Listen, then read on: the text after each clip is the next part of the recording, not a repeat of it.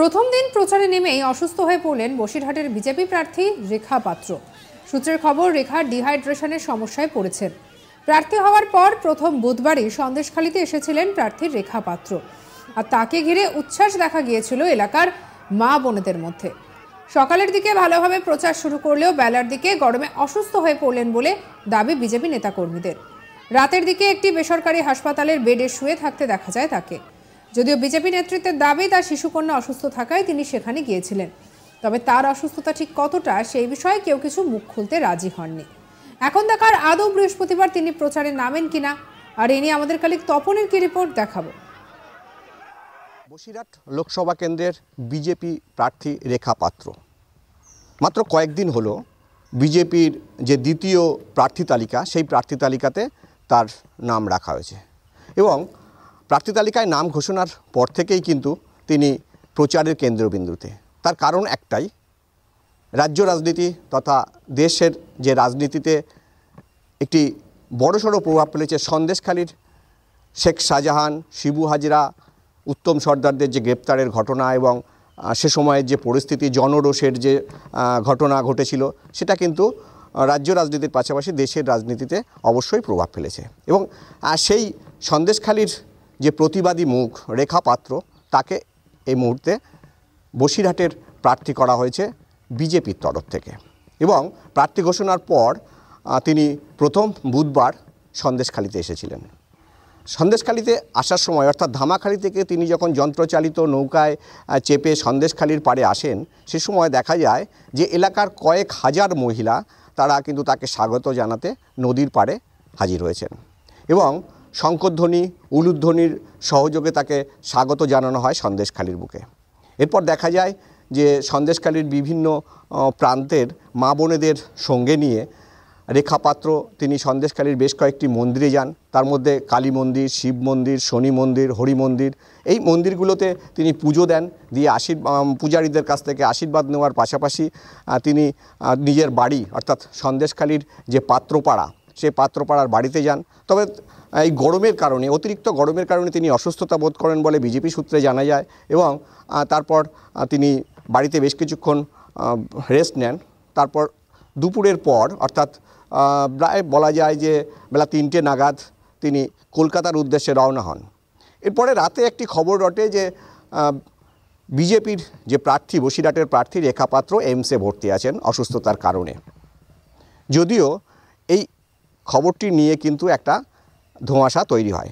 BJP নেতৃত্বের, বসিরহাটের যে বিজেপি নেতৃত্ব, তাদের দাবি যে না, এরকম কোনো ঘটনা নয়। রেখা পাত্রের যে শিশুকন্যা আছে তার সামান্য অসুস্থতা থাকার কারণে সে এইমসে ভর্তি ছিল এবং সে কারণে তিনি দেখতে গিয়েছিলেন এবং যেহেতু তার দুপুরে একটা ডিহাইড্রেশনের মতো ঘটনা ঘটেছিল, সে কারণে তিনি প্রেশারটা চেক করেছিলেন। তবে এই বিষয়টি নিয়ে কিন্তু এখনও পর্যন্ত তার কি অসুস্থতা বা কী কারণে তিনি হাসপাতালে ভর্তি হলেন বা কিছু, সে বিষয়টা নিয়ে কিন্তু বিজেপি নেতৃত্ব মুখে কুলু পেটেছেন। তবে বসিরহাটের বিজেপি নেতৃত্বের দাবি যে বৃহস্পতিবার তার দেগঙ্গায় প্রচারে আসার শিডিউল আছে। এখন দেখা যাক যে তার সেই শিডিউল মেনে তিনি দেগঙ্গায় প্রচারে আসেন নাকি তিনি অসুস্থতার কারণে বাড়িতে রেস্টে থাকেন। প্রসঙ্গত, বসিরহাটের লোকসভা কেন্দ্রের বিজেপি প্রার্থী রেখা পাত্র। কেই রেখা পাত্র? 2024-এর 5ই জানুয়ারি সন্দেশখালীর বেতাজ বাদশাহ শেখ শাহজাহানের বাড়িতে রেশন দুর্নীতিকাণ্ডে তদন্তে এসে আক্রান্ত হয়েছিলেন ইডি আধিকারিকরা। পরবর্তীতে বাড়ি ছেড়ে পালিয়ে যান বেতাজ বাদশাহ শেখ শাহজাহান। এরপরই সন্দেশখালীর মানুষ মেছো ভেরিতে দেওয়া তাদের জমি ফেরতের দাবিতে আন্দোলন শুরু করেন সন্দেশখালী থানা সংলগ্ন এলাকায়। বিশেষ করে এলাকার অত্যাচারিত গ্রামের মেয়েরা তারা সন্দেশখালী থানার সামনে শেখ শাহজাহানের 2 অনুগামী উত্তম সর্দার ও শিবপ্রসাদ হাজরার অত্যাচারের বিরুদ্ধে গর্জে ওঠেন। উত্তম সর্দারও কম যান না। তিনি শাসক দলের নেতা বলে কথা, তিনি পাল্টা মিছিল বের করেন সন্দেশখালীর বুকে। মিছিলটি যখন সন্দেশখালীর পাত্রপাড়ার উপর দিয়ে যাচ্ছিল, সেই সময় প্রতিবাদ করেন রেখা পাত্র। প্রতিবাদী রেখা পাত্রকে সেদিন মারধরের পাশাপাশি খুনের হুমকি পর্যন্ত দেওয়া হয় বলে অভিযোগ করেন এবং সেই প্রথম সন্দেশখালীর বুকে কোনো মহিলা সন্দেশখালীর তৃণমূল নেতাদের বিরুদ্ধে অভিযোগ দায়ের করেন। রেখা পাত্রের কি বক্তব্য শোনাবো আপনাদের। মাননীয় নরেন্দ্র মোদীজিকে, ওনাকে অসংখ্য ধন্যবাদ। উনি আমার মতো একজন গ্রাম্য মহিলাকে প্রার্থী করার জন্য আর এই সন্দেশখালী বসিরহাট জেলার মা বোনেদের পাশে দাঁড়ানোর জন্য আমি সর্বদাই ওই মা বোনেদের পাশে থাকবো আর ওনাদের হয়ে আমি প্রতিবাদ করব। দিকে বিজেপি নেতা তাপস ঘোষের কি বক্তব্য শোনাবো। রেখা পাত্র আমাদের সর্বভারতীয় সিদ্ধান্ত, আন্দোলনের মুখ। রেখা পাত্র একসময় তৃণমূলের দ্বারা অত্যাচারিত, তার স্বামী এবং সে নিজে সেই স্বীকারোক্তি সে করেছে। স্বাভাবিকভাবে ভারতীয় জনতা পার্টি সর্ববৃহৎ, বিশ্বের সর্ববৃহৎ রাজনৈতিক দল, সে সমাজের পিছিয়ে পড়া অন্তিম মানুষটাকে সামনে তুলে নিয়ে আসে। সেটা এখানেও সেই সিম্বলিক সেই বিষয়টাকেই দেখানোর চেষ্টা করেছে ভারতীয় জনতা পার্টি।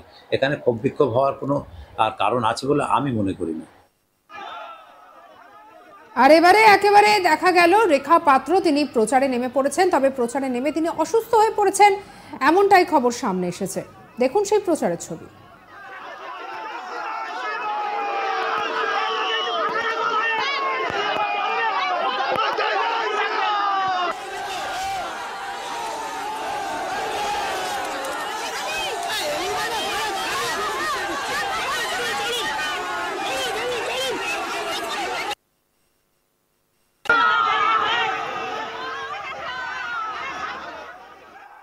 প্রথম দিন প্রচারে নেমে অসুস্থ হয়ে পড়লেন বসিরহাটের বিজেপি প্রার্থী রেখা পাত্র। সূত্রের খবর বলছে রেখা ডিহাইড্রেশনের সমস্যায় পড়েছেন। প্রার্থী হওয়ার পর প্রথম বুধবারেই সন্দেশখালীতে এসেছিলেন প্রার্থী রেখা পাত্র, আর তাকে ঘিরে উচ্ছ্বাস দেখা গিয়েছিল এলাকার মা বোনেদের মধ্যে। সকালের দিকে ভালোভাবে প্রচার শুরু করলেও বেলার দিকে গরমে অসুস্থ হয়ে পড়েন বলে দাবি বিজেপি নেতাকর্মীদের। রাতের দিকে একটি বেসরকারি হাসপাতালের বেডে শুয়ে থাকতে দেখা যায় তাকে।